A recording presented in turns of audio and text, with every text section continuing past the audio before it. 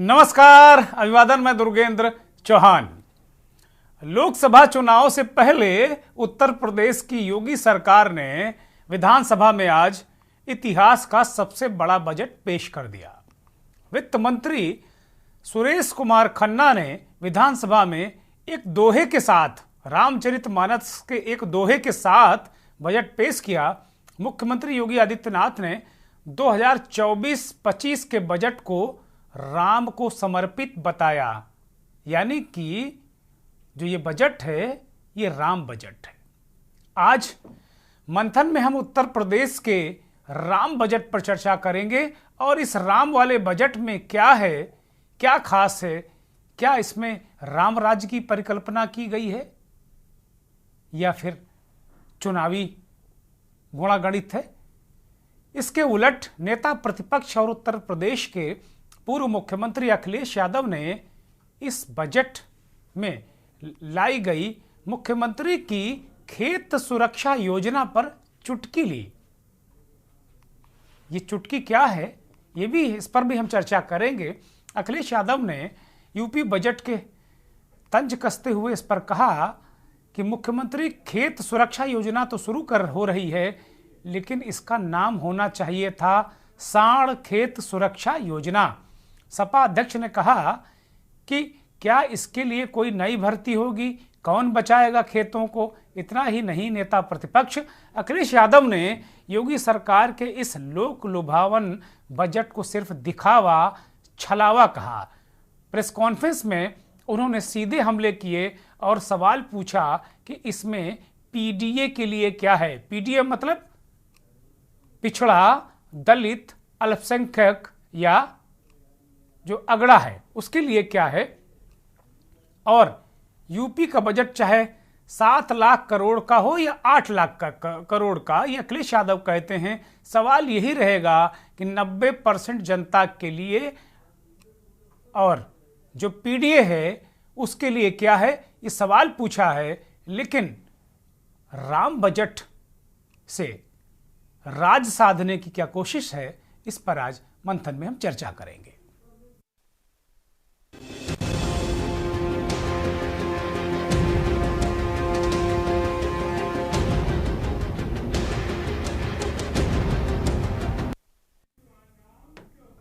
UP का Shri Ram budget. भगवान श्री राम अभी 22 जनवरी को ही अयोध्या में वापस आए हैं, युगों के बाद, 500 सालों के संघर्ष के बाद। और उत्तर प्रदेश की विधानसभा में बजट सत्र की शुरुआत ही राम नाम से हुई। रामनामी ओढ़े विधानसभा में भाजपा के सदस्य पहुंचे थे और आज वित्त मंत्री सुरेश खन्ना ने श्री राम बजट प्रस्तुत कर दिया दोहे के साथ में। खन्ना जी ने बजट में क्या बातें कही, वो दोहा क्या है, सुन लीजिए। गुरु वशिष्ठ जी ने विशेष रूप से ये बात कही है कि धर्मशील लोगों के पास सुख, संपदा, वैभव, ऐश्वर्य अपने आप जाता है। तो धर्मशील व्यक्ति हमारे पास बैठे होंगे, अपने आप जाता है हमारे। उसमें कहा गया है 293-94 के बीच की चौपाई है मानवर कि जिम सरिता सागर मह जाई यद्यपि ताहि कामना नाही और तिम सुख संपत्ति बिनहि बुलाए धर्मशील पहि जाय सुभाए। मानवर, इसका भावार्थ यह है कि यद्यपि समुद्र कामना नहीं करता, लेकिन फिर भी नदियां उसी की तरफ जाती बिना बुलाए। इसी तरह से मान्यवर, जो धर्मशील व्यक्ति होते हैं, धर्मात्मा लोग होते हैं, उनके पास सुख, संपदा, वैभव, ऐश्वर्य अपने आप जाता है मान्यवर। कानपुर मेट्रो रेल परियोजना में उत्तर प्रदेश के अंश के रूप में 395 करोड़ रुपए की व्यवस्था प्रस्तावित है। आगरा मेट्रो रेल परियोजना में उत्तर प्रदेश के अंश के रूप में 346 करोड़ रुपए की बजट व्यवस्था प्रस्तावित है। अयोध्या के सर्वांगीण विकास हेतु 100 करोड़ रुपए की बजट व्यवस्था प्रस्तावित है। लखनऊ विकास क्षेत्र तथा प्रदेश के समस्त विकास प्राधिकरणों के विकास क्षेत्र तथा नगर क्षेत्र में अवस्थापना सुविधाओं का विकास तथा वाराणसी एवं अन्य शहरों में रोपवे सेवा विकसित किए जाने हेतु 100 करोड़ रुपए की व्यवस्था प्रस्तावित है। नगर विकास प्रधानमंत्री आवास योजना शहरी के अंतर्गत वर्ष 2007 से 2017 तक प्रदेश में मात्र 2.51 लाख मकान निर्मित किए गए, जबकि वर्ष 2017 से अद्यतन उत्तर प्रदेश में लगभग 17.65 लाख से अधिक लाभार्थियों को कुल लगभग 35,236 करोड़ रुपए से अधिक धनराशि डीबीटी के माध्यम से हस्तांतरित की गई है। योजना हेतु लगभग 3948 करोड़ रुपए की व्यवस्था प्रस्तावित है। यूपी के श्री राम बजट पर मुख्यमंत्री ने इसे क्यों संज्ञा दी श्री राम बजट की, वो भी सुनिए। और नेता प्रतिपक्ष अखिलेश यादव का इसमें रिएक्शन भी आया है। वर्ष 23-24 का बजट हमारी सरकार ने त्वरित एवं सर्वसमावेशी विकास के लिए समर्पित किया। तो आज का जो बजट है, जो हमारे वित्त मंत्री जी ने प्रस्तुत किया है, वह बजट प्रभु श्री राम को समर्पित करते हुए लोक मंगल की उन भावनाओं को समर्पित किया कि यही मह आदि मध्य अवसाना प्रभु प्रतिपाद्य राम भगवाना। तुलसीदास जी के इन शब्दों में कि बजट की शुरुआत में, बजट के मध्य में और अंत में भी प्रभु श्री राम हैं। उनके विचार में, उनके संकल्प में एक एक शब्द में श्री राम है, क्योंकि श्री राम लोक मंगल के पर्याय हैं। और यह बजट भी लोक मंगल को समर्पित करते हुए प्रदेश के समग्र और संतुलित विकास का उत्तर प्रदेश का एक आर्थिक दस्तावेज है। मैं इसके लिए वित्त मंत्री, अपर मुख्य सचिव वित्त और उनकी पूरी टीम को इस समग्र विकास और समग्र एवं संतुलित विकास की अवधारणा को सार्थक बनाने के उद्देश्य से प्रस्तुत इस बजट के लिए हृदय से बधाई देता हूं। मित्रों, हम सब जानते हैं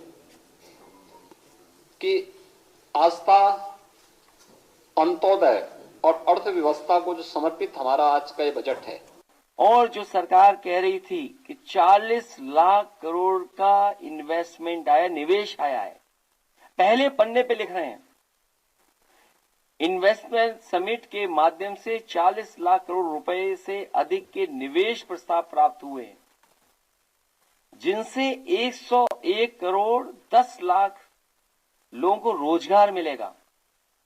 ये नौकरी नहीं है, ये रोजगार है।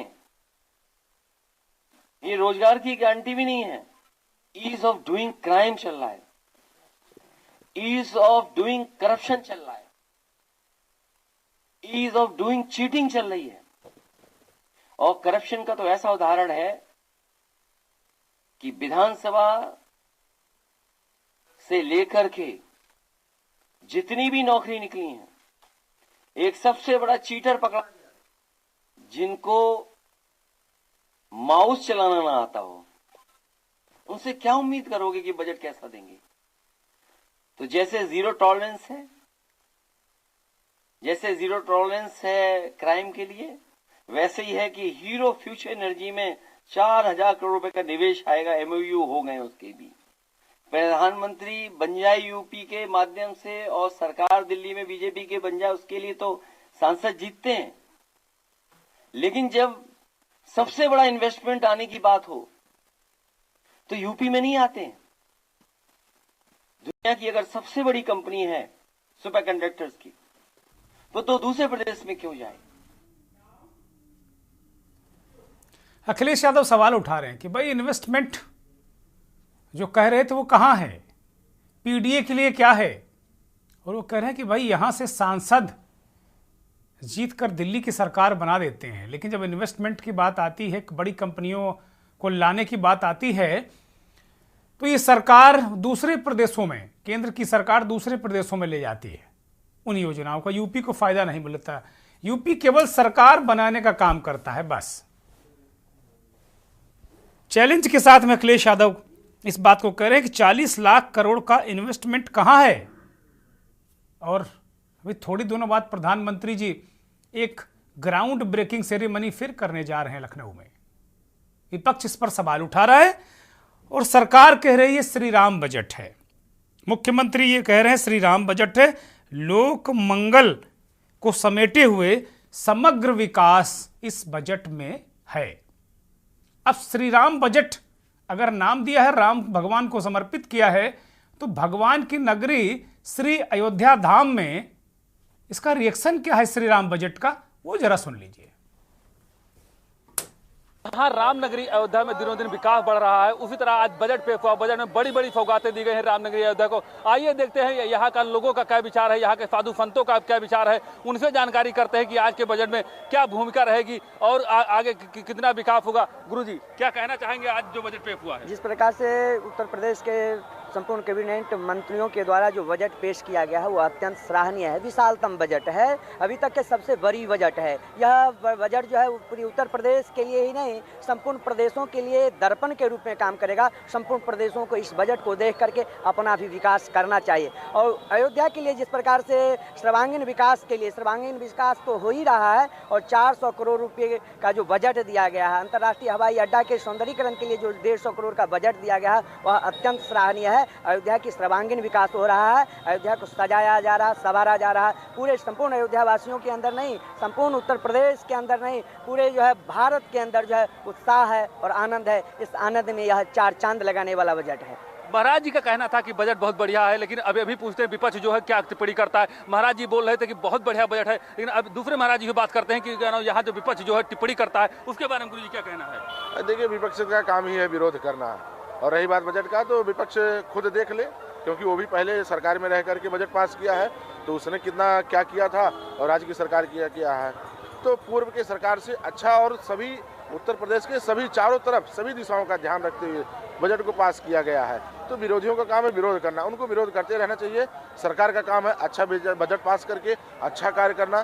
सरकार अच्छा कार्य कर रही है, और विशेष करके अयोध्या के लिए उसने जो बजट पास किया है उसके लिए उसको बहुत बहुत साधुवाद है, धन्यवाद है। माधा का स्वागत सम्मान किए हैं और कहते हैं बजट सबसे बढ़िया है, ऐसा बजट कभी न हुआ है, न विकास कभी होगा। ये राम जो है योगी सरकार की सबसे बड़ी देन है। के न्यूज़ से आरपी सिंह, अयोध्या। हमारे सहयोगी आरपी सिंह ने बहुत अयोध्या धाम में साधु संतों से बात की कि भाई ये श्री राम बजट कैसा है। साधु संत कह रहे हैं कि अद्भुत है, समग्र विकास है, इसमें चारों दिशाओं का विकास होगा उत्तर प्रदेश में, और ये देश के लिए नजीर है, देश के अन्य राज्यों के लिए एक उदाहरण है। ऐसा बजट अद्भुत है, अकल्पनीय है श्री राम बजट। हमारे साथ कुछ मेहमान जुड़ गए हैं। देवेंद्र प्रमुख भारतीय जनता पार्टी के नेता हैं, हमारे साथ जुड़े हैं, बहुत स्वागत। आजम खान साहब हैं, समाजवादी पार्टी के नेता प्रवक्ता, जुड़ गए हैं। आजम खान साहब बहुत स्वागत। राघवेंद्र सिंह राजू राजनीतिक विश्लेषक हैं, वो भी हमारे साथ जुड़ गए हैं। राजू जी बहुत स्वागत, बहुत धन्यवाद। ठीक है, समझ गया। सीधे चर्चा की शुरुआत आजम खान से हम करेंगे। आजम खान साहब, आप लोग कह रहे हैं कि पीडीए के लिए क्या है, बहुत सारी आप सवाल उठा रहे हैं। विपक्ष को कुछ तो अच्छा इसमें दिख रहा होगा ना, कि बिल्कुल कुछ अच्छा ही नहीं है इसमें, सब सारा कुछ बहुत खराब है। और श्री राम बजट है, जिस तरीके से राम राज्य की परिकल्पना मुख्यमंत्री ने कहा कि शुरू में, मध्य में, बजट के अंत में एक समग्र विकास और लोक मंगल को समेटे हुए बजट है। आजम खान साहब, ये नहीं है कि प्रभु श्री राम जी का नाम लेना और उस पर बजट लाना, मुद्दा ये नहीं है। मुद्दा ये है कि क्या जो 90% गरीब जनता है प्रदेश की, उसके हित के लिए कौन से काम उठाए गए हैं। इस बजट में न उनके लिए कोई विजन है, न ही कोई प्लानिंग है उनके लिए। 90% जो गरीब जनता है, पीडीए है, उसे बहुत निराशा हुई। हमारे राष्ट्रीय अध्यक्ष ने आज प्रेस कॉन्फ्रेंस भी करी थी, उसमें भी उन्होंने कहा कि हमें इस बजट से बेहद निराशा है। हम चाहते थे कि किसानों के लिए एक बात हो, किसानों के लिए क्या बात हो, उनके लिए एमएसपी की बातचीत हो, उनकी आय दुगनी हो गई क्या, उनकी आय दुगनी नहीं हुई। और जो खरीफ के लिए जो क्या गेहूं की खरीफ की फसलों की खरीफ हुई क्या, इन सब बातों पे बजट चुप है। किसानों के मुद्दे पे बजट चुप है, रोजगार के मुद्दे पे बजट चुप है, रोजगार नौकरी के मुद्दे पे बजट चुप है। नौकरी मिलेगी कहाँ मिलेगी? आखिर आज का युवा इजराइल जाने के लिए लाइन लगाए पड़ा है उत्तर प्रदेश में, तो क्यों आखिर वार जोन में युवा जाने के लिए क्यों तैयार है? ये हमारे राष्ट्रीय अध्यक्ष का भी सवाल है, मेरा भी सवाल है कि युवा रोजगार पाने के लिए, नौकरी पाने आजम खान साहब, इसको दूसरी तरीके से क्यों नहीं देखा जा सकता कि विदेशों में भी ज्यादा पैसे कमाने के अवसर सरकार ने खोले? इसको ऐसे क्यों नहीं देखेंगे?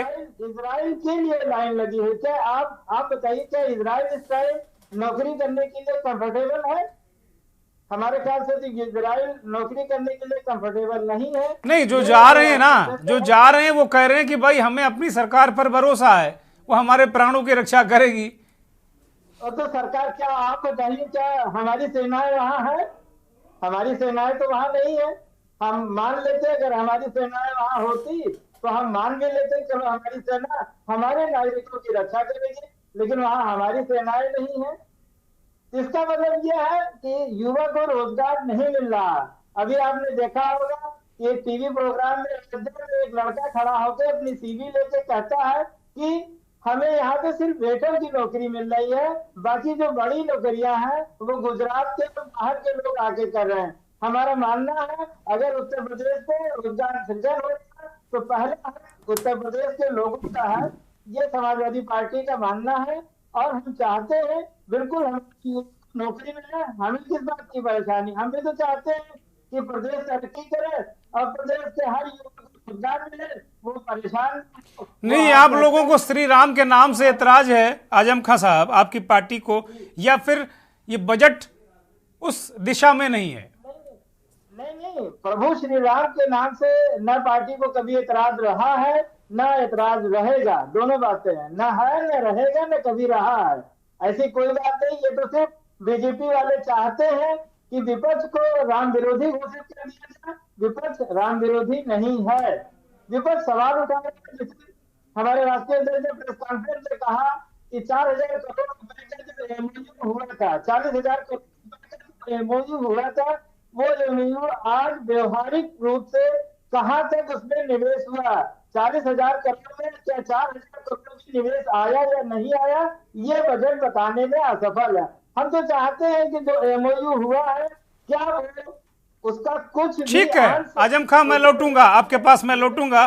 भाजपा के साथी को इस चर्चा में शामिल कर लेते हैं। देवेंद्र प्रमुख के पास मैं जा रहा हूं। देवेंद्र जी, वो कह रहे हैं कि भाई बहुत अच्छी बात है, भगवान प्रभु के नाम पर आपने बिल्कुल बेहतरीन श्री राम बजट प्रस्तुत कर दिया आपकी सरकार ने, इससे बढ़िया क्या हो सकता है? अद्भुत है।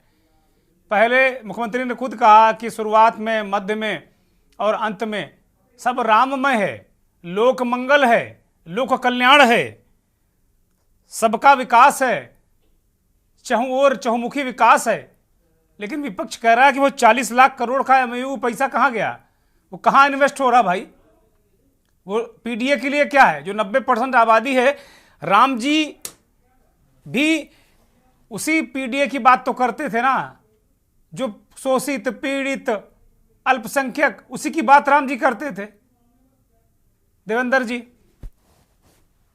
सर मेरी आवाज मिल रही है आपको? हाँ बोलिए, बोलिए कृपया। देखिए, सबसे पहले मैं आज मंगल भवन है मंगलहारी दरवंश दशरथ अजर बिहारी, मंगल हो रहा है देश में, राम में हो रहा है, इसमें कोई दिक्कत नहीं। प्रदेश में नहीं, देश में हो रहा है, देश के कोने कोने में हो रहा है और पूरे विश्व में हो रहा है। ये डंके की चोट पर कहने में इसमें कोई अतिशोक्ति नहीं होगी, तथ्य के साथ बोल रहे हैं। और बहुत अच्छा क्वेश्चन है दुर्गेश सर विपक्ष का, कि आज वो हमसे हिसाब मांग रहे हैं, हमें अच्छा भी लग रहा है, लेकिन शायद उनका जो काम है उसको वो भूल रहे हैं। ये चुनावी साल है और कल परसों 2 दिन जो डिबेट लगातार चाहिए उससे, तो वो सेंटर का जो बजट था उस पर भी चर्चा हुई थी, उस डिबेट में भी मैं था। उसमें यही चीख थी कि सबका जो आकलन था, विशेषज्ञ के तौर पर जो साथी लोग बैठे थे, वो कह रहे थे कि एक मनमोहन जो मोहक वाला बजट होना चाहिए था माननीय प्रधानमंत्री जी का, वो इस तरीके का नहीं है। बिल्कुल स्पष्ट बजट दिया भारत सरकार ने, कोई चुनाव का लालच न करते हुए। ये अपनी उम्मीद जताई थी कि दोबारा जो जिम्मेदारी होगी, वो विशेषज्ञ की बात बता रहा हूं मैं, अपनी बात नहीं बता रहा, जो हमारे साथ लोग बैठे थे विपक्ष के लोगों ने भी ये बात की सराहना की थी कि कुछ दिखावा नहीं था। आज उत्तर प्रदेश पर अच्छी चर्चा कर रहे हैं, मैंने अखिलेश जी की बाइट सुनी है, लेकिन शायद अखिलेश जी बोल रहे हैं, और अब मैंने अपने साथी जी को भी सुना, मैं इनकी भी बात सुनना था, मोहम्मद साहब की भी, जो आपने कहा था, ये कह रहे थे, इनका भी जिक्र आया था कि हमने राममय की बात करी है, हम राम विरोधी नहीं है। देखिए, मैं नहीं कहता राम विरोधी नहीं है, पूरी दुनिया कहती है कि बजट में रखिएगा, डिस्कशन बजट के आसपास रखिएगा, राम समर्थक और राम विरोधी उसको इस चर्चा को मत ले जाइएगा। आज तथ्यों के पर बात होगी, कमाई, सिंचाई, पढ़ाई लिखाई, दवाई, इन पर बात होगी आज। उसको डिरेल कोई भी मत करिएगा, चाहे आजम खान साहब हो चाहे आप हो। बोलिए।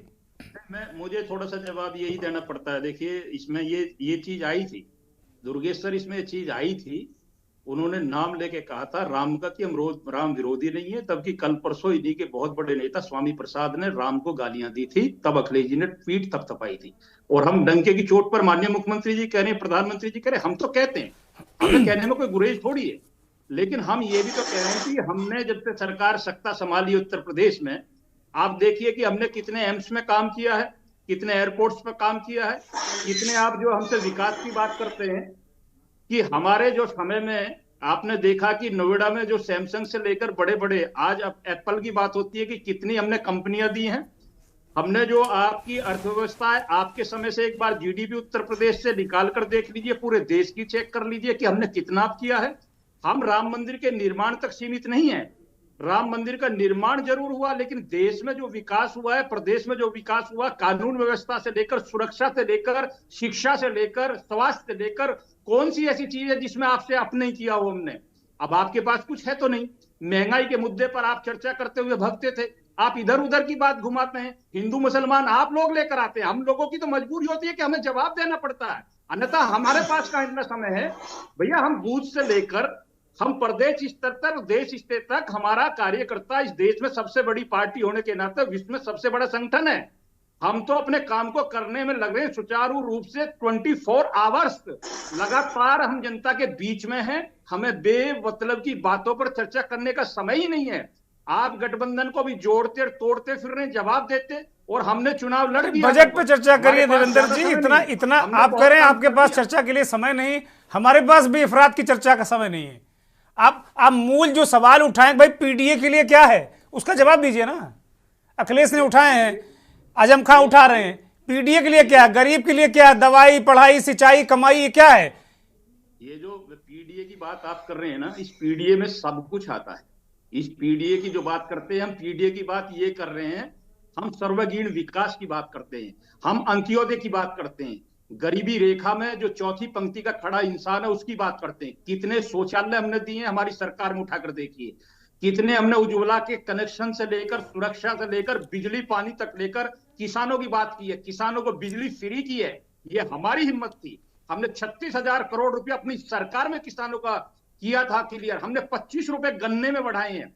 हमने किसानों का वो पेंडिंग जो 6 वर्षों से पिछली सरकारों 5 और बढ़ा दिए क्या बाद में आपने? हमने 20 ही सुन रखा था, मुझे लगता है 5 और बढ़ा दिए आपने। जी 20 रुपए बढ़ाया सरकार ने, इन्होंने 25 रुपए कर दिया। आप बोलिए आजम खान, बोलिए, आप रिएक्ट कर रहे हैं, बोलिए।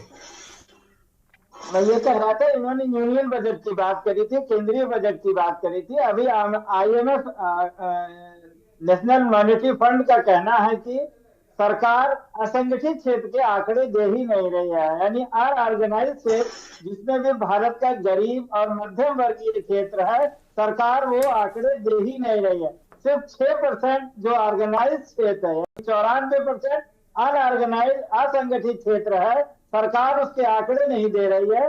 6% ऑर्गेनाइज्ड क्षेत्र के आंकड़े के आधार पे जीडीपी का आंकलन कर रही है, जो कि आंकलन करना ही गलत है, यानी वो आंकड़े ही टोटली फॉल्स है। ये मैं नहीं कर रहा हूँ, IMF कह रहा है, इंटरनेशनल मुद्रा फंड कह रही है। तो सरकार ये कि जब सरकार सरकार आंकड़े ही सही नहीं दे रही है। आजम खां का ऑडियो ठीक किया जाए। आजम खां को हम लोग सुन नहीं पा रहे हैं। आजम खां अपना ऑडियो ठीक करिए। हेलो जी, आवाज आ रही मेरी? हाँ बोलिए बोलिए। मैं ये कह रहा था कि IMF जो है वो कह रही है कि सरकार सिर्फ 6% ऑर्गेनाइज सेक्टर के आंकड़े को ही GDP का आधार बना रही है, जबकि 94% जो असंगठित क्षेत्र है भारत का, जिसमें पूरा PDA शामिल होता है, उसको सरकार आंकड़ों में ले ही नहीं रही। 2015 से सरकार ने असंगठित क्षेत्र के आंकड़े दिए ही नहीं है। ये मुझसे नहीं, आप किसी भी विशेषज्ञ से पूछ सकते हैं। जब 94% आंकड़े अर्थव्यवस्था के शामिल ही नहीं किए जा रहे हैं तो आंकड़े सही कहां? ठीक है आजम खां, मुझे एक ब्रेक पर जाना है। मैं रोक रहा हूं आपको, मुझे एक ब्रेक पर जाना है और ब्रेक से लौटूंगा तो ये बात जरूर मैं पूछूंगा भारतीय जनता पार्टी के नेता से, जो आप सवाल ही उठा रहे हैं समाजवादी पार्टी के लोग कि ये वास्तव में 94% लोगों का असेसमेंट है ही नहीं, केवल 6% लोगों के आधार पर इस GDP के आंकड़े आते हैं। ब्रेक से लौट आए हैं और बात यूपी के श्रीराम बजट पर कर रहे हैं। लोक मंगल लोक कल्याणकारी बजट उत्तर प्रदेश की सरकार ने आज प्रस्तुत कर दिया और इतिहास का अब तक का सबसे बड़ा बजट। हर बार पिछले 3 बजट से मैं देख रहा हूं उत्तर प्रदेश की सरकार इतिहास रच रही है, लेकिन समाजवादी पार्टी ने बहुत सारे सवाल उठाए हैं। 40 लाख करोड़ के इन्वेस्टमेंट पर सवाल उठाए। PDA के लिए क्या है, पिछड़ा दलित अल्पसंख्यक इनके लिए क्या है, इस पर बात की है। और समाजवादी पार्टी के नेता ने अभी इस चर्चा में एक सवाल उठाया कि जो GDP के जो आंकड़े चाहे केंद्र हो चाहे राज्य में आते हैं, वो आंकड़े 94% लोगों को अलहदा करके बनाए जाते हैं। सीधे रुख भारतीय जनता पार्टी के नेता देवेंद्र प्रमुख का। देवेंद्र प्रमुख जी, इस सवाल का जवाब तो बनता है। वो कह रहे हैं कि आप लोग को 6% आंकड़ों में रोजी पिक्चर दिखाते हैं, सब हरा भरा दिखाते हैं। देखिए दुर्गांत सर, जिस तरीके से क्वेश्चन किया है समाजवादी पार्टी के साथी ने कि उनकी बात जो है ये गले उतरने वाली नहीं होती। GDP जो है देश की अर्थव्यवस्था होती है, ऐसा इसको बनाना ये किसी का काम नहीं है, पूरा विश्व देखता है इस पर। पटल आपका क्या काम है? आप लोगों का मीडिया एक एक चीज को बारीकी से, कोई चीज हवा में नहीं बोली जा सकती। GDP हुई, अर्थव्यवस्था हुई, इकोनॉमी हुई, इनकी चर्चा कोई हवा में नहीं करता। ऐसी बात नहीं करनी चाहिए चैनल पर बैठकर कि 6% लोगों से ये बना है। भाई ये रीढ़ है देश की। GDP का आप पूरी तरह मतलब समझेंगे तो डिबेट खत्म हो जाएगी पूरी इसी पर। दूसरी मैं ये कहता हूं कि आप हमसे पूछते हैं कि बजट का जो है हमने, आप जो PDA की बात कर रहे हैं, हम कहते हैं अंत्योदय की बात करते हैं, गरीबी रेखा से नीचे की बात करते हैं। पहली बात तो ये क्लियर करता हूं, ऑन रिकॉर्ड है, आप किसी भी सर्च के माध्यम से चेक कर सकते हैं हमारे साथी कि हमने 14.5 करोड़ से आप करके जिनकी बात आप कर रहे हो वो 25 करोड़ पर पहुंचा दिया। लगभग 25 करोड़ लोग गरीबी रेखा से आज की तारीख में ऊपर हैं भारत में। दूसरी यह है कि जितने एमसी में बात कर रहा हूं, जितनी मैं स्कीमों की बात कर रहा हूं, उसमें PDA का बड़ा हिस्सा आता है। आप घुमा नहीं सकते मेरे जैसे व्यक्ति को, आप विश्लेषण करा लीजिए, विशेषज्ञ के तौर पर हमारे साथी हैं, बता देंगे आपको। क्योंकि मैं प्रवक्ता हूं तो इसलिए मेरी बात पर ज्यादा जो आपको सवाल उठाने पड़ेंगे, ये आपका काम भी है। मैं तत्पर बोलने वाला व्यक्ति हूं और एक एक चीज क्लियर कर बोलता हूं। दूसरी बात यह है कि हम जो बात कर रहे हैं, आप अगड़े पिछड़े की सबकी बात करते हैं, अंत्योदय की बात करते हैं, सिर्फ जाति और धर्म को छोड़कर थोड़ा बचाव करते हैं, लेकिन काम करने का तरीका हमारा तुमसे घना अच्छा है। तुम लोग जो है हम पर सवाल 40 लाख करोड़ का उठा रहे हो, मैं तो इससे भी आगे जाने की सोचता हूं। आप जो है ED CBI की जिक्र करते, मैं तो कहता हूं 2.25 लाख करोड़ रुपए तो हमारा ED ने इकट्ठा किया है। इस देश में से जो बजट की और इकोनॉमी का हिस्सा बनता है कहीं ना कहीं आकर, जो देश की विकास को राह देता है। हम कहते हैं, डंके की चोट पर कहते हैं कि देश आगे बढ़ा है, निश्चित बढ़ा है, उसमें बजट भी शानदार होगा, उसमें विकास भी होगा और राम में भी होगा। राम के नाम की चर्चा वैसे ही नहीं कर रही। अयोध्या की इकोनॉमी देखिए आप उठाकर, आज अयोध्या में कितने दिन से राम मंदिर के दर्शन हुए, 12 लाख से ज्यादा लोग वहां जो है दर्शनार्थी गए हैं। कितने लोगों को रोजगार मिल रहा, लगभग मैं आपसे आपको 10 दिन पहला आंकड़ा बता रहा हूं कि 20,000 लोगों की बात की गई है कि आसपास के 20,000 लोगों को वहां रोजगार हुआ उत्पन्न। और कोई जरूरी नहीं है कि गवर्नमेंट जॉब ही रोजगार होता है। ठीक है मोहम्मद आजम खां, मैं अभी देख रहा हूं, देवेंद्र प्रमुख रोक रहा हूं आपको, आप रुक जाइए। यूपी के बजट में पिछड़ों के लिए बहुत जबरदस्त तरीके से व्यवस्था की। छात्रवृत्ति के लिए 2475 करोड़ रुपए दिए हैं, बेटियों की शादी के लिए 200 करोड़, दिव्यांग जन पेंशन के लिए 1170 करोड़। बहुत सारी योजनाएं जो आप कह रहे हैं ना कि पीडीए या पीड़ित लोगों के लिए, वो बहुत सारी चीज़ें इसमें दिख रही हैं। और जैसा इन्होंने कहा कि भाई एक अलग इकोनॉमी, एक धर्म स्थलों पे, धार्मिक स्थलों पे, तीर्थ स्थलों पर भी एक अलग तरीके की इकोनॉमी बन रही। अब बात शिक्षा की, पढ़ाई की है तो प्रयागराज में राष्ट्रीय विधि विश्वविद्यालय बन रहा, 100 करोड़ रुपया दिए गए इसके लिए। जनपद न्यायालयों के लिए भी इन्होंने पैसे दिए हैं, वकीलों के लिए भी काफ़ी राहत दी है इस बजट में। उनके लिए जो राशि उनकी मदद 1.5 लाख मिलती तो 5 लाख कर दी है। तो कहीं ना कहीं जो वो कह रहे हैं कि भाई श्री राम बजट है, तो इसमें नजर आ रहा है मोहम्मद आजम खान जी, मैं कह रहा हूँ 25 करोड़ आबादी का प्रदेश है, एक विधि विश्वविद्यालय खुलने से क्या हो सकता है, एक नेफ्ट कॉलेज खुलने से क्या हो सकता है, एक सैनिक स्कूल खुलने से एक सैनिक स्कूल में कितने बच्चों को हम पढ़ा लेंगे, 1500। एक विश्वविद्यालय में हम कितने बच्चे पढ़ा लेंगे, विधि विश्वविद्यालय में। हमारा तो यही मानना है, समाजवादी पार्टी कह रही है सैनिक स्कूल सिर्फ क्यों गोरखपुर में, नेफ्ट स्कूल क्यों सिर्फ वाराणसी में, लखनऊ में खुल सकता था, जबकि फैशन डिजाइनिंग का सबसे बड़ा केंद्र लखनऊ है, मुरादाबाद है, बरेली है, ये सब खुल सकता था। नेफ्ट स्कूल खुलता है वाराणसी में, सैनिक स्कूल खुलता है गोरखपुर में। एम्स की ये बात बार बार कर रहे हैं, एम्स 2 एम्स खाली जो समाजवादी सरकार ने जमीन दी थी। अरे भाई आप मान लो, अच्छा उसी दृष्टिकोण से आप देख लो, आप सफाई में खोलते थे, वो बनारस में खोल रहे हैं, क्या दिक्कत है? वो गोरखपुर में खोल रहे हैं, अब पहले पूरे प्रदेश में खोल रहे हैं, फिर अपने यहाँ खोल रहे हैं, उसमें क्या दिक्कत है? 2 एम्स सिर्फ शुरू हुए हैं, एक एम्स रायबरेली में जो समाजवादी पार्टी ने दिया था, दूसरा गोरखपुर में जो जमीन समाजवादी पार्टी ने दी थी। उसके अलावा कोई एम्स स्टार्ट नहीं हुआ। इन्होंने कहा कि 16 मेडिकल कॉलेज ये प्राइवेट सेक्टर को दे रहे हैं, और आज अगर देख लीजिए प्राइवेट सेक्टर, सर मुझे काउंटर करना है। महंगी है। नहीं कर लीजिएगा, कर लीजिएगा, बोलने तो दीजिए, आप बोलने नहीं देते, काउंटर पहले कर देते हैं। रुकिए ऐसे मत करिए, ऐसा मत करिए, आपस में क्रॉस क्वेश्चनिंग बिल्कुल मत करिए। देवेंद्र प्रमुख, मैं आपके पास आ रहा हूँ। आजमगढ़ की बात होती, देवेंद्र प्रमुख, आप लोगों ने कोई विकास किया था?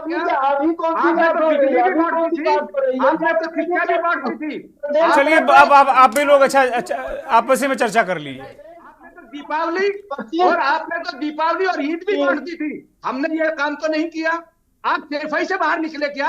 आप सेफाई से बाहर गए क्या? आप बाहर गए क्या? कहाँ दिया हमने? बताइए आप गए क्या? देश को जहाँ प्रदेश में जहाँ जरूरत है, जिले में जरूरत है आजम खान जी। अब मैं पश्चिम का व्यक्ति बैठा हूँ, मैं डिस्ट्रिक्ट बागपत को बिलोंग करता हूँ। मेरे गांव में, मेरे डिस्ट्रिक्ट में मेडिकल कॉलेज प्रस्तावित है, मेरे डिस्ट्रिक्ट में मेडिकल कॉलेज प्रस्तावित है। बहुत छोटा जिला है, और पश्चिम का लास्ट जिला, उसके बाद दिल्ली शुरू हो जाती है, उत्तराखंड शुरू हो जाता है। मैं गारंटी दे रहा हूँ आपको। ठीक है, हो गया, आप दोनों का हो गया। राघवेंद्र सिंह राजू हमारे साथ काफी देर से जुड़े। राघवेंद्र जी आपके पास आ रहा हूं, और कृपया बीच में बिल्कुल मत बोलिएगा, कोई बारी बारी से सभी को मैं पूरा वक्त देता हूं। मुझे कतई अच्छा नहीं लगता कि आपस में आप लोग उलझें और उसके बाद जनता को सुनाई नहीं पड़ता आप लोग क्या कहना चाह रहे हैं, आपके विचार ही नहीं आते हैं, डिबेट का मकसद ही चला जाता है।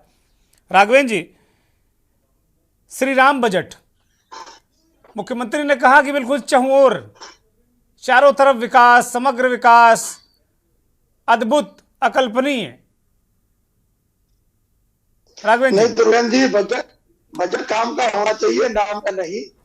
यही आरोप लगा, ये अलग अलग तकनीकी 2600 करोड़ रुपए आप देखो, महाकुंभ अभी 2025 में होने जा रहा है।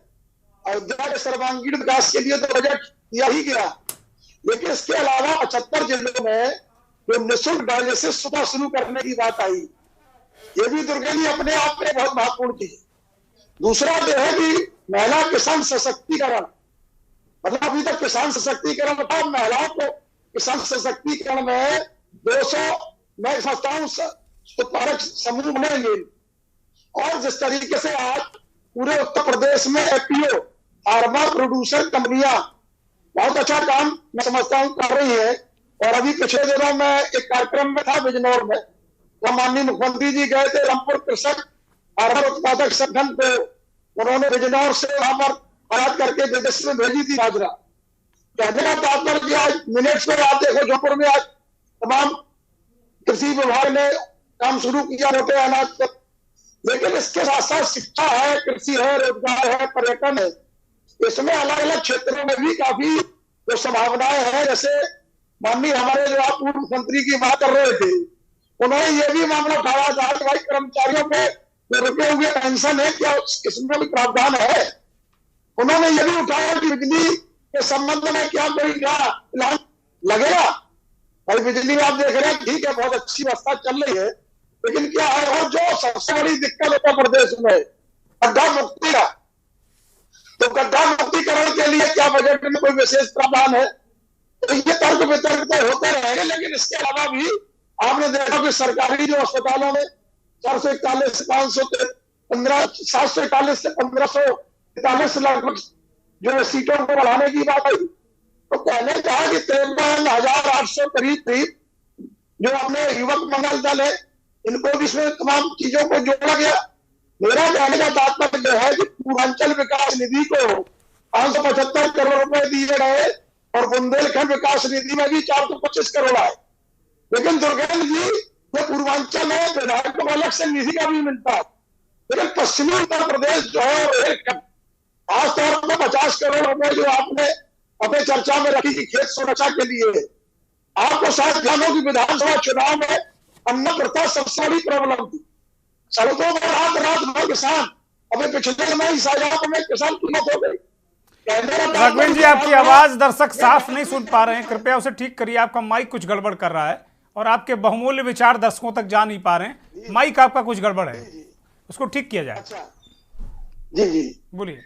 हमारा कहने का तात्पर्य है कि जो साल वाली बात आपने शुरू में उठाई है, ये अन्न प्रथा बुंदेलखंड में बहुत थी, लेकिन जब सारे प्रदेशों में हर जगह सरकार इस सब चीजों का प्रबंधन कर रही है और उत्तर प्रदेश में ये तमाम ग्राम पंचायतों के माध्यम से और तमाम जो योजनाएं चली, हम लोग कहते हैं साहब जिले में बजट नहीं मिल पा रहा है, यहाँ जो गौशाला बने हैं उनमें हमारा बजट हमारे पास नहीं है। कहने का तात्पर्य है अगर संगतियां और कमियां कहीं पर है तो उनको नजरअंदाज नहीं किया जाना चाहिए। ये निश्चित तौर पर है कि आज तक का सबसे बड़ा बजट है दुर्गेंद्र, अभी तक का योगी सरकार का ये महाबजट है और महाबजट के साथ साथ लोकसभा की दस्तक भी है। आप जो देखा कि मैं तो समझता हूँ 16 मार्च के बाद कभी भी चुनाव का आचार संहिता लग जाए, घोषणा हो जाए, और जो सर्वे का भी है मैं सकता हूँ तीसरे फेज का सर्वे इस समय चल रहा है। भारतीय जनता पार्टी और उनके जो भी महागठबंधन में जो भी सहयोगी दल है, ये चुनाव के सफर में पूरी तरीके से कमर कर चुके। लेकिन ये भी बात सच है कि बजट में तमाम चीजें जो है उनमें, जैसे उन्होंने 500 रुपए जो थी महिलाओं की पेंशन का बाल विकास में, उन्होंने उसको बढ़ा करके 1000 कर दिया। बाल विकास योजना महिलाओं की पेंशन का मामला था और 1000 हो गया। तो ये ठीक है, जो हमारी कन्याओं के लिए था कि भाई शादी में 15,000 मिलेगा, उसका भी कुछ उन्होंने प्रतिशत बढ़ाया है।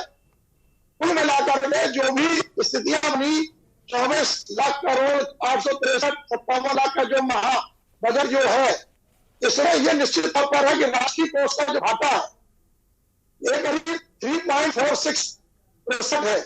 अब इसके लिए किस तरीके से क्या सरकार की योजनाएं है, ये तो पूरा बजट का रिव्यू बनाने के बाद हमारे जो भारतीय जनता पार्टी के जो बैठे हुए नेताजी ये भी बताए भाई राष्ट्रीय जो कोष का घाटा है 3.46% करीब है, इसको किस तरीके का। लेकिन ये निश्चित तौर पर है कि जैसे व्यापारियों का मामला है, अब ये भी है कि व्यापारियों में जो मंडी में जीएसटी है, तमाम जो चीजें हैं, इनमें इस तरीके से व्यापारियों और कारोबारियों की परेशानी है, इसमें बजट में किस तरीके से क्या प्रावधान रहे हैं, ये तमाम चीजें गाइडलाइन करती है।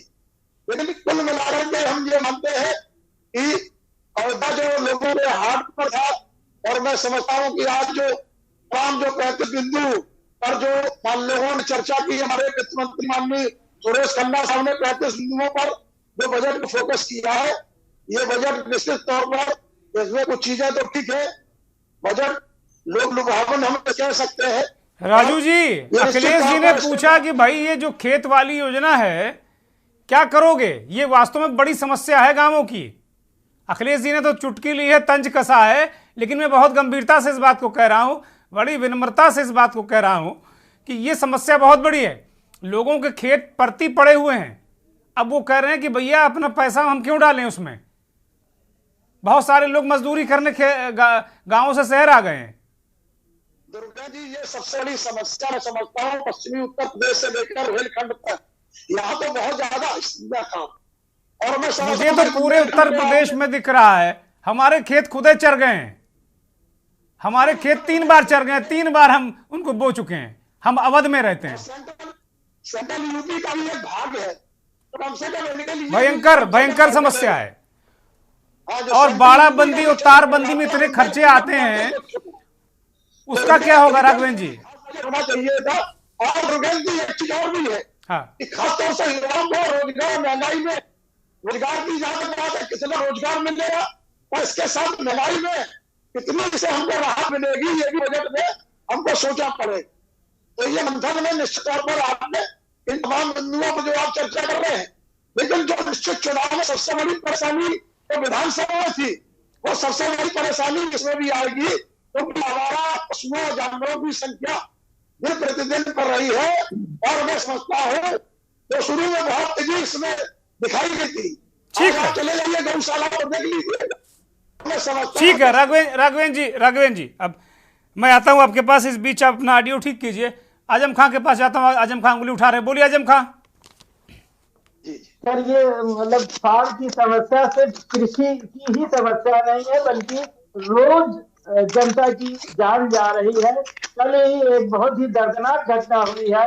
एक परिवार शादी से लौट रहा था और सामने पशु आ जाता है और गाड़ी वो हो जाती है, डिस्टर्ब हो जाती है और 6 के 6 व्यक्ति की मृत्यु हो जाती है। ये आप लोगों ने टीवी भी चलाया है। तो ये सिर्फ और सिर्फ कृषि का ही नुकसान नहीं है, बल्कि भारी जनजीवन का भी नुकसान हो रहा है। इसलिए सरकार को इस पर जरूर सोचना चाहिए।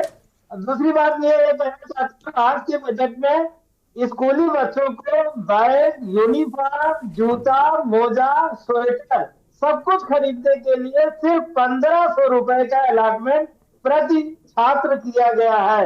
आप बताइए, क्या इस महंगाई में 1500 रुपए में अभिभावक उसमें स्वेटर भी ले लेगा, बैग भी ले लेगा, जूता मोजा भी ले लेगा और यूनिफॉर्म भी ले लेगा?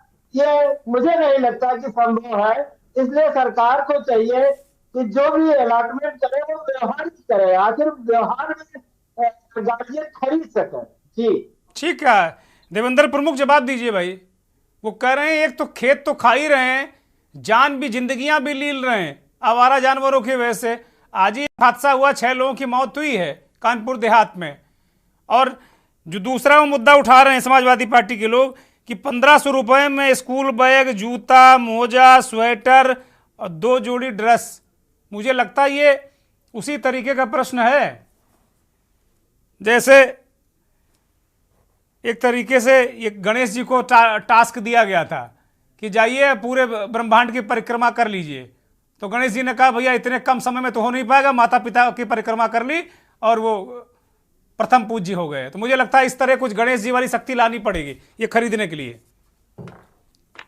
क्वेश्चन का मेरी आवाज मिल रही है सर आपको? नहीं, आपकी आवाज निर्बाध है, बोलिए कृपया। मैं क्वेश्चन के लिए धन्यवाद करता हूं। बड़ा गहन क्वेश्चन मिलता है। आपकी डिबेट का क्या बात है, बस पूछो मत ना। बोलिए साहब, बोलिए। ये आदमी कितनी तैयारी करके बैठेगा। मैं धन्यवाद इसलिए करता हूं कि विश्लेषण के तौर पर सारी चीज होगी। आज का बजट मैं पढ़ नहीं पाया था अच्छे से, मुझे डिबेट में जल्दी आना पड़ गया। मेरी 2 डिबेट दिन में अलग थी, तो मुझे इस तथ्य पे बोलने में थोड़ी दिक्कत आ रही थी। लेकिन ये सब ठीक हो गया, ये बहुत अच्छा रहा, डिबेट का हिस्सा हो गया, क्लियर हो गया कि एक चीज की आपने। रही बात आप आवारा पशुओं की बात, देखिए इस पर पहले भी कई बार चर्चा हुई है। आवारा पशुओं में कई चीज जो हैं संवैधानिक मानते हैं। आपकी सरकार ने थोड़ा सा सिस्टम जो है उसको टाइट किया है कि भाई जो ये काटान था बेवजह का, वो गऊ कसी को लेकर उस पर जो कड़ाई हुई है, पहले भी तो ये सब चीज थी, इसी तरह से थी। और लोगों से एक अपील भी थी। दुर्गेश सर, एक चीज और भी क्लियर कहता हूं कि अगर पशु किसी के पास, हमारे गौ वंश की हमेशा बात करते हैं, थोड़ा सा लोगों की भी तो जिम्मेदारी है। हम किसान भाई हैं, मैं किसान हूं पश्चिमी उत्तर प्रदेश का और बागपत के हिस्सा का रहने वाला हूं, बिल्कुल किसान की जमी से हूं, जमी से। और हम अगर हमारा पशु, अगर हमारा गौ जिसकी हम बात करते हैं, वो जाता है जिस खेत खलियान की बात कर रहे हैं वहां जाकर जैसे कहते हैं कि नुकसान पहुंचा रहा, तो बाहर का कोई व्यक्ति नहीं है, हम है। सरकार इसका हिस्सा बनी है। सरकार ने गौशालाओं का शुद्धिकरण किया है, उनको स्ट्रांग करने का काम किया है। क्या स्कीमें लाए हैं कि 4 गऊ अगर आपके घर में है तो आपको जो है अलग से उनके लिए भी रख रखाव दिया जाएगा। 1200 के हिसाब से तय किया, ब्लॉक वाइज किया, प्रधानों से बात की है। ये जो है जमीनी मामला है, इसको हवा में बजट देने से काम नहीं, इसको जमीन पर लाकर इसको तारना है। ये प्रधान की निधि से जो है गौशाला तक पहुंचना भी है। आज भी एक पशु के लिए 900 रुपए पर हेड बैठते हैं, 30 रुपए डेली के हिसाब से। उसके बाद भी एक चीज और ऐसी भी हुई है कि गौशालाओं के अंदर जाकर लोग इस बात को समझने लगे हैं कि हमारा अगर आवारा पशु गया है, गऊ के रूप में ज्यादा दिक्कत आती है, तो आप उसको छोड़ देते हैं, तो वहां जाकर जब गऊ छोड़ रहे हैं तो उसके साथ दान भी दे रहे हैं लोग, गौशालाओं के लिए अलग से भी पैसा दे रहे हैं, और पहले जैसी स्थिति नहीं है। ठीक है, आपका क्वेश्चन बनता है, आप उठाइए, आप जो विपक्ष का काम भी यही है, और सरकार का काम जवाब देना भी है और तथ्य के साथ आना भी और बतानी भी अपनी बात। लेकिन मैं आपको जोर नहीं दे रहा, मैं नकार नहीं रहा, मैं ये कह रहा हूं कि हमने इसमें सुधार किया है। और निश्चित आप देखिए, मैं दावे के साथ ये कह रहा हूं कि सरकार इतनी गंभीर है, इस आवारा पशु की ज्यादा दिक्कत पश्चिमी उत्तर प्रदेश के हिस्सा में है। पश्चिमी उत्तर प्रदेश के हिस्सा में ज्यादा है, क्योंकि यहाँ का किसान एक बार में एक ही वर्ष में 3 फसलें ले सकता है आसानी से, सबसे ज्यादा इस पर निर्भर है, और सबसे शानदार खेती भी यहाँ की होती है। इसलिए सब चीज महसूस होती है कि हर वक्त खेत में किसी भी जगह आवारा पशु जाएगा, गौवंश जाएगा, तो खेत में खलियान में नुकसान होगा, वो कभी खाली नहीं होता। बड़ी बात बताने जाता हूं कि कहीं आप बुंदेलखंड की तरफ चले जाइए तो पशुओं के लिए एक समय भी होता है, कुछ महीने खेत में खलियान खाली होता तो चरने का, करने का, उनका चुगाई का काम पूरा हो जाता है। लेकिन ये पश्चिम उत्तर प्रदेश में सबसे बड़ी समस्या है, और इस पर सरकार गंभीर है कि धीरे धीरे। राघवेंद्र राजू यही बता रहे हैं कि बुंदेलखंड में अन्ना प्रथा थी जो पूरे प्रदेश में अब अन्य जगह भी फैल रही। बुंदेलखंड में थी, हम लोगों ने देखी शुरू से अन्ना प्रथा, अपने जानवरों को अन्ना छोड़ दो, क्योंकि उनके यहाँ इंसान को खाने के लिए कुछ होता नहीं था, जानवरों को क्या खिलाएंगे, वो बहुत गंभीर स्थिति थी। लेकिन अब अवध में हो जाए, पश्चिमी उत्तर प्रदेश में हो जाए, रुहेलखंड में हो जाए, तो समस्या तो है। इसके लिए तो भाई गंभीरता से, जैसा अभी मुख्यमंत्री जी ने ऐलान भी किया है कि वो खेत रखवाली योजना लेकर आ रहे हैं, मुझे लगता है ये योजना कारगर होगी। आजम खान साहब, लेकिन सर उसमें बहुत मिनिमम बजट रखा गया है। इतने मिनिमम बजट में कोई भी 25 करोड़ आबादी के प्रदेश का मैनेजमेंट नहीं हो सकता। जब हम ये कहते हैं कि हमारी आबादी दुनिया के छठे, मतलब हम दुनिया का छठा देश है, तो जब हम दुनिया का छठा देश कहते हैं अपने को, तो जाहिर सी बात है हमें ज्यादा बजट की जरूरत है।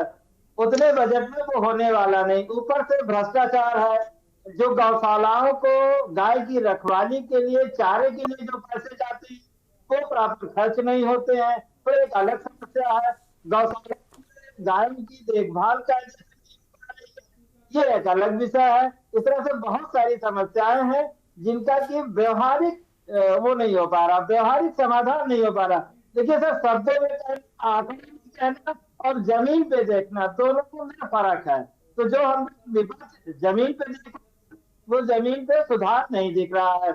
कल 6 लोगों की मृत्यु हो जाती है, अब आंकड़े चाहे जितना भी कहें कि हम आवारा पशुओं को कंट्रोल कर रहे हैं, लेकिन ये एक व्यवहारिक समस्या है। और खेत चढ़ जा रहे हैं, आप खुद कह रहे हैं कि आपके खेत 3 बार चढ़ चुके हैं, ये एक व्यवहारिक समस्या है। तो हम व्यवहार की बात करते हैं, हम आंकड़ों की बात नहीं कर रहे हैं। आंकड़े तो बहुत कहते हैं कि रोजगार मिला, जबकि अभी जो पुलिस भर्ती आई हुई है उसमें 60 लाख अभ्यर्थियों ने आवेदन दिया है। अगर प्रदेश में रोजगार होता तो कांस्टेबल भर्ती के लिए 60 लाख आवेदन नहीं आते। कि इस बात का सबूत है कि प्रदेश में रोजगार की समस्या है। हम उसे स्वीकार करें, सरकार उसे स्वीकार करे या न स्वीकार करे, ये सरकार का विषय है। लेकिन 60 लाख युवा सिर्फ सिपाही की भर्ती के लिए आवेदन कर रहा, ये एक तथ्य है।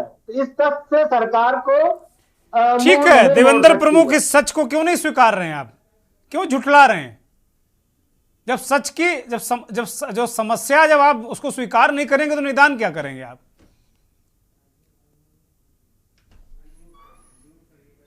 अनम्यूट करिए।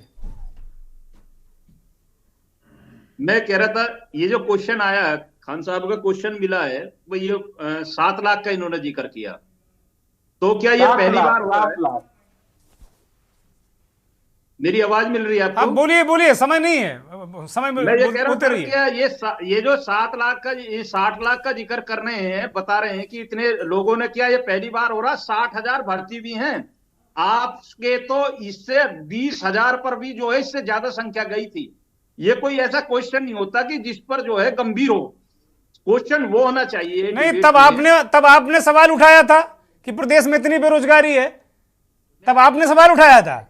जब इन्होंने 20,000 पे, इनके यहां जब 6 लाख आ गए थे, तो सवाल आपने उठाया था। आज वही काम वो कर रहे हैं। बिल्कुल आप लोग दरअसल टेबल टेनिस खेल रहे हैं, एक सत्ता दल एक विपक्ष, दोनों टी करते रहो, और जनता मूर्ख है, जनता को कुछ नहीं करना। हमारे जैसे लोग मूर्ख हैं, कहते रहें, पत्रकार हैं। अभी कोई सर्टिफिकेट बांट देगा कि तुम सपाई हो, तुम भाजपाई हो, तुम कांग्रेसी हो, खत्म काम। बोलिए देवेंद्र प्रमुख, बोलिए जल्दी से। मैं ये कह रहा हूं सर, देखिए जिस तरीके से हम बोल रहे हैं, हमने तथ्य के साथ बात की है। हमने एक चीज और नई दी है कि नौकरियों की बात करते हैं हमारे साथी हमेशा डिबेट में, हम रोजगार की बात करते हैं। भाई गवर्नमेंट जॉब की गारंटी ने हमने रोजगार देने में जो काम किया, मैं फिर कहता हूं आप विश्लेषण करा लीजिए कि हमने 25.5 करोड़ लोगों की बात की, पहले हम 14.5 की कर रहे थे। 10,000 रोजगार जिसे लोग दे दिया है, उसे भी रोजगार कहते हैं। बोलने दीजिए, मैं आपको मौका दूंगा। मोहम्मद आजम खां, उनको बोलने दीजिए। देवेंद्र प्रमुख कंप्लीट करिए। मोहम्मद आजम खां, मैं आपके पास आऊंगा, अभी रुकिए आप। मैं जिस तरीके से कह रहा हूं कि अंत्योदय की बात करते हैं, आप मेडिकल की बात कर रहे थे, हमने हर जिले वाइज मेडिकल दिए। हमने 200 कंपनी मोबाइल की 2 से 200 बना दी हैं। और उत्तर प्रदेश में बड़ा ये सिस्टम आपको जुड़ा है कि जितनी बड़ी कंपनी है उत्तर प्रदेश में बड़ा हिस्सा है। बड़े एयरपोर्ट से लेकर फिल्म सिटी से लेकर विकास की जितनी योजनाएं हैं उत्तर प्रदेश में सबसे ज्यादा। अखिलेश यादव कह रहे हैं कि यहाँ डिबेट को ना सरकार बनाती, अखिलेश यादव कह रहे हैं सरकार बनाता उत्तर प्रदेश और कंपनियां ले जाती गुजरात, महाराष्ट्र, ये हालत है। जो गुजरात की बात कर रहे हैं, शायद उत्तर प्रदेश पर एक बार प्रकाश डाल दें कि जितनी योजना आई है उत्तर प्रदेश को आप करने में कितना काम किया है। आप सोच नहीं करते, आप सफाई करते रह गए पूरे 5 वर्षों तक, सफाई से बाहर नहीं निकले। ठीक है, वो सफाई करते रहे और आप सफाई अब करते रहिए। काम किया, हर जिले को मेडिकल कॉलेज की योजना दी है, एम्स की योजना दी है, व्यवस्थाएं। ठीक है देवेंद्र भाई, अब वक्त नहीं मेरे पास। एक छोटी सी टिप्पणी समाजवादी पार्टी के नेता को, उसके बाद मैं कार्यक्रम खत्म करूंगा। वो आजम खान साहब, एक छोटी सी टिप्पणी। इस बजट से जनता को बहुत निराशा हुई है। ईज ऑफ डूइंग नहीं है, ये कहते हैं कि ईज ऑफ बिजनेस डूइंग है। विपक्ष का मानना है ईज ऑफ बिजनेस डूइंग कहीं नहीं है, ईज ऑफ बिजनेस क्राइम है, ईज ऑफ बिजनेस चीटिंग है और ईज ऑफ करप्शन है। ठीक है, अब आप बताइए, इनको 75 जिलों में साइबर क्राइम के थाने खोलने पड़ रहे हैं, जबकि सभी थानों में साइबर सेल है। क्योंकि साइबर क्राइम की चीटिंग इतनी ज्यादा बढ़ गई है, लोग बेरोजगार हैं, क्राइम कर रहे हैं। साइबर थाने भी खोल रहे हैं, करेंगे, साइबर थाने भी खोल रहे हैं। नहीं है। ठीक है, थैंक यू, बहुत धन्यवाद। राघवेंद्र सिंह राजू, अंतिम टिप्पणी इस कार्यक्रम के 20 सेकेंड में।